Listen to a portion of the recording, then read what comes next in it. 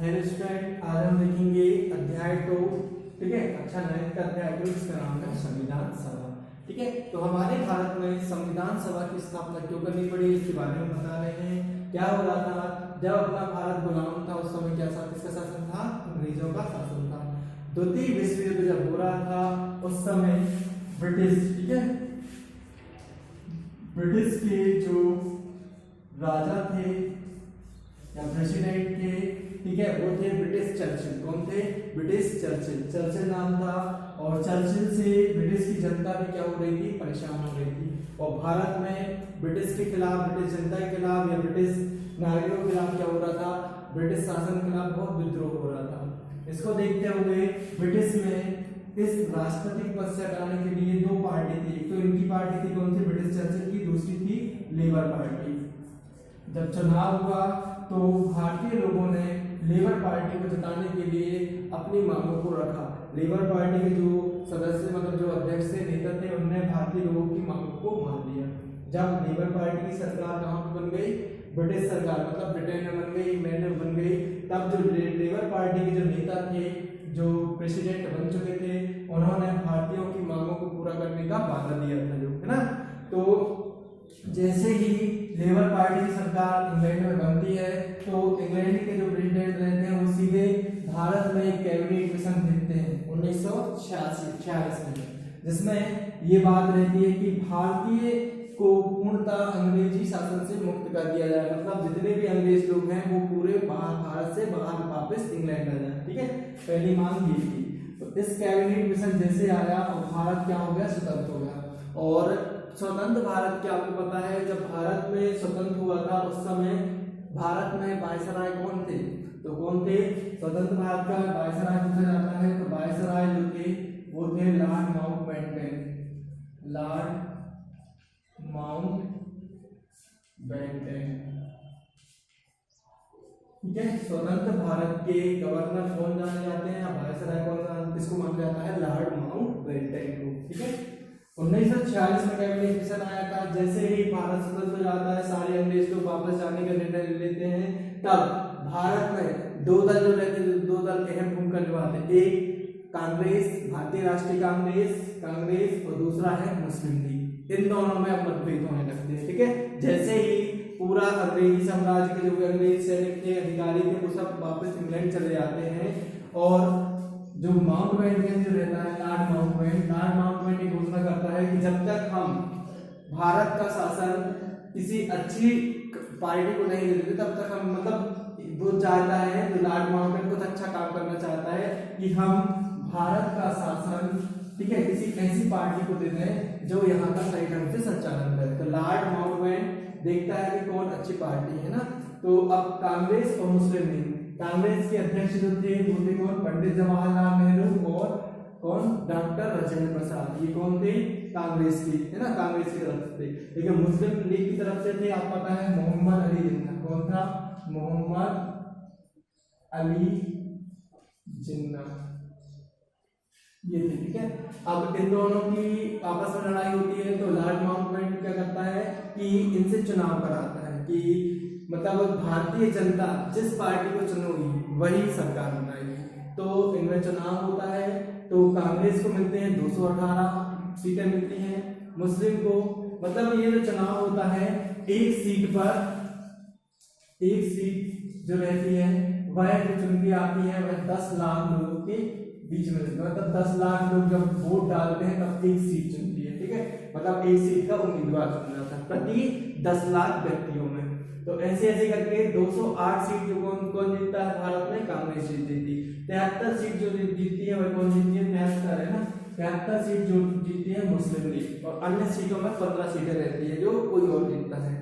अब मुस्लिम लीग की पार्टी को, जो मुसलमान रहते हैं, उनको कम वोट मिलती है, और कांग्रेस की पार्टी को क्या मिलती है? ज्यादा। तो सरकार कौन बनाएगा? कांग्रेस की पार्टी। जब कांग्रेस की पार्टी सरकार बनाती है तो वो मुस्लिम लीग को भी आमंत्रित करती है कि आप हमारे साथ जुड़ जाइए, आपको भी हम कुछ ना कुछ पदों में दे देंगे, मतलब कुछ ना कुछ पदों में आपको नियुक्त करा देंगे। लेकिन मुस्लिम लीग का जो मोहम्मद अली जिन्ना था वो अलग राष्ट्र की मांग कर रहा कि हमको भारत में नहीं रहना, हमारे लिए आप अलग राष्ट्र बना दो, कौन सा, पाकिस्तान। ठीक है, अब ये बहुत मांग करता है।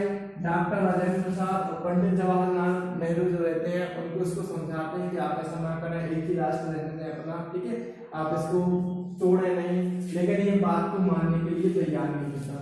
बहुत समझाते हैं, उसके बाद भी नहीं मानता है, तो फिर इसको छोड़ देते हैं।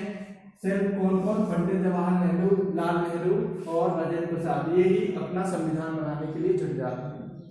अब जब ये देखता है कि हमको नहीं बुलाते हैं, मुस्लिम कौन, मोहम्मद अली जिन्ना हंगामा करा देता, पश्चिम बंगाल में कत्लेआम, दिन दहाड़े लोगों को मार देता है, हिंदू लोगों को। ठीक है, और ये अलग राष्ट्र की मांग करता है। इससे प्रेरित होकर जब देखते हैं कि बहुत ज्यादा खून खराब हो गया, तब इसके लिए अलग राष्ट्र बनाते, कौन सा, पाकिस्तान। ठीक है, तो पाकिस्तान का जो प्रथम जो प्रधानमंत्री था वो कौन रहता है, मोहम्मद अली जिन्ना। अब देखेंगे जब अपने यहाँ पे क्या बन गया, अब देखो भारत स्वतंत्र हो गया। अब भारत के संचालन के लिए एक संविधान सभा का आयोजन किया गया ना, संविधान सभा बनी। ठीक है, जिसकी अस्थायी अध्यक्ष, पहले जो अस्थायी मतलब कि कुछ समय के लिए बनाया गया था, किसको, डॉक्टर सच्चिदानंद सिन्हा को।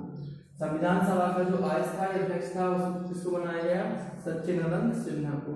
और फिर बाद में कुछ महीनों के बाद स्थायी मतलब पूरा टोटल नियुक्त कर दिया कि अब यही अध्यक्ष रहेंगे। कौन, स्थायी अध्यक्ष को बनाया गया था फिर राजेंद्र प्रसाद को। अब बताओ संविधान का प्रारूप किसने तैयार किया था, पूछा गया। ये जो संविधान तैयार करने का है, संविधान का कैसा होगा, कैसे नियम कानून होंगे, वह प्रारूप जो तैयार किया था वह किसने किया था, डॉक्टर भीमराव अम्बेडकर ने किया था। ठीक है, ये तीन आपको है जो पूछे जाते क्वेश्चन।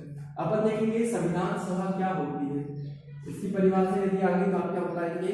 ठीक है, संविधान सभा संविधान को बनाने के लिए, ठीक है, जनप्रतिनिधि, जो जनप्रतिनिधि मतलब जो व्यक्ति है। ठीक है, संविधान निर्माण के लिए जनप्रतिनिधि जो नियम और कानून बनाते हैं, ठीक है, या जो नियम और कानून बनाने के लिए जो जनप्रतिनिधियों का जो समूह रहता है वह संविधान सभा कहलाता है। ठीक है, संविधान सभा मतलब नियम और कानूनों का प्रलेख बनाने के लिए जनप्रतिनिधियों का समूह या लोगों का समूह क्या कहलाएगी, संविधान सभा कहलाएगी। अब संविधान क्या कहलाता है,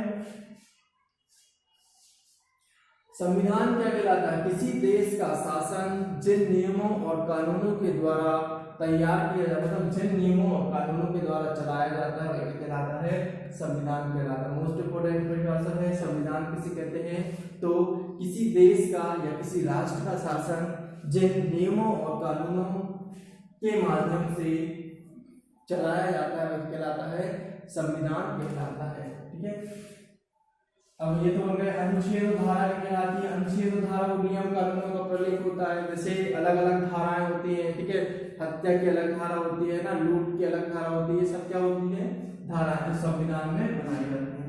अब पूछ लिया जाता है कभी कभी कि संविधान निर्माण होने में कितना समय लगा। ठीक है, तो संविधान के निर्माण होने में लगभग 2 साल 11 माह और 18 दिन, ये लगभग बता रहे ना, थोड़ा होता दिन ऊपर नीचे होता है, 18 या 22 दिन हो सकते हैं, अलग अलग पुस्तकों में अलग अलग दिया गया है। तो संविधान के निर्माण होने में कितना लगता है, 2 साल 11 माह और 18 दिन लगता है। ठीक है, तो ये हमारा हो गया संविधान। बाकी आप छोटी छोटी परिभाषा दिया, रंग भेद क्या कहलाते हैं, तो रंग भेद की परिभाषा क्या है, जैसे दक्षिण अफ्रीका के जो लोग थे वह काले और गोरे लोगों में मतभेद करते थे। ठीक है, जैसे अमेरिका और दक्षिण अफ्रीका के लोग काले होते थे ना, और अमेरिका के लोग गोरे होते हैं, तो ये रंग भेद था। ये आपस में क्या करते थे, मतभेद करते थे। रंग भेद मतलब रंग के आधार पर भेदभाव करना। ठीक है, तो ये सब परिभाषाएं छोटी छोटी आप पढ़ लेंगे।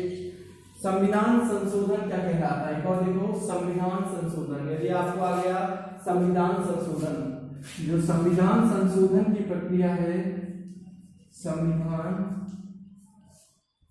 संशोधन, यह हमारे संविधान में अनुच्छेद 368 पर दिया गया संशोधन। ठीक है, यह हमारे संविधान में 368 अनुच्छेद है ना, धारा 368 के तहत संविधान संशोधन को लिया गया है। संविधान संशोधन क्या कहलाएगा, संविधान को मतलब जो पुराना संविधान बना, मान लो कोई हमने नियम बनाया SC SC के लिए, अब हमें उसको और बढ़ाना और क्रिएट करना, कुछ चीज कम करना, कुछ चीज बढ़ाना है, तो ये कहलाता संविधान। संविधान में, पुराने संविधान में किया जाने वाला बदलाव संविधान संशोधन कहलाता है, या पुराने संविधान को बदलकर नया संविधान बनाना कहलाएगा, संविधान संशोधन कहलाएगा। यह हमारे संविधान के अनुच्छेद 368 से लिया गया है। ठीक है, तो आज की वीडियो में इतना ही। अध्याय तो हमारा लगभग खत्म हो गया है। ठीक है, तो आप लोग इसकी परिभाषाएं और थोड़ा सा नोट्स बना लेंगे, कौन कौन से हैं, इसकी विशेषताएं लिख लेंगे, संविधान सभा की विशेषता क्या है, संविधान की विशेषताएं क्या है। ठीक है, आज के लिए इतना ही।